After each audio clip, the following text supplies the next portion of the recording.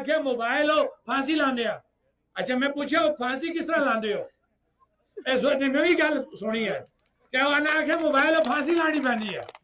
मैं पूछा फांसी किस तरह लगती है, वजह क्या है, उन्हें आख्या कि धागा बन के डंडी ना चुक के ओ देखो फांसी लगे मोबाइल। लाओ वीडियो बनाओ जी, इधर आओ जी। मोबाइल तरक्की उन्हें अदारियां वास्ते जेडे मोबाइल सर्विस दे रहे हैं इस इलाके दे विच।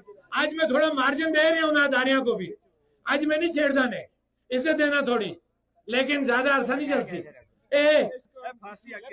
हाँ ये वजह क्या करते हो जी।